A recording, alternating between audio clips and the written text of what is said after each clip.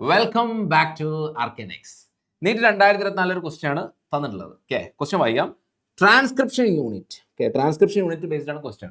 Transcription unit DNA defined primarily by three regions in DNA and these are with respect to upstream, downstream end. Okay, upstream and downstream end ആണ് ഇതിന് position പറയുന്നത്. Okay, അത് വെച്ചിട്ട് position പറയാം. അപ്പോൾ എന്താണ് upstream, എന്താണ് downstream എന്ന് നോക്കാം.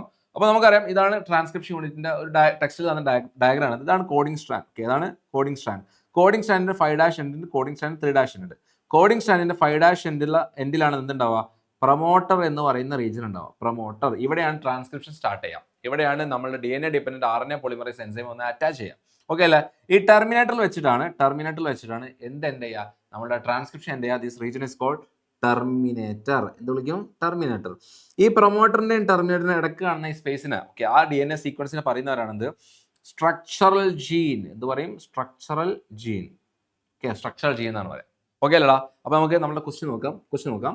അപ്പൊ എന്തൊക്കെയാണ് transcription unit? Repressor, operator gene, structural gene. ഇതൊക്കെ എന്ന് പറയുന്നത് എന്താ? ഇത് എന്ന് പറയുന്ന ലാക്ക് ഓപ്പറേറ്റർ പാർട്സ് അല്ല. അപ്പൊ ഇതെന്തല്ല? ഓപ്ഷൻ അല്ല. നെക്സ്റ്റ് ആണ് സ്ട്രക്ചറൽ ജീൻ. ട്രാൻസ്പോസോൺസ് എന്നുള്ള ടേം നിങ്ങൾ കേട്ട് പരിചയമുണ്ടാവില്ല. ഈ ട്രാൻസ്പോസോൺസ് എന്ന ടേമിന്റെ പറയുന്നത് ജമ്പിങ് ജീൻ എന്നാണ് പറയുന്നത്. എന്ത് പറയും? Jumping gene.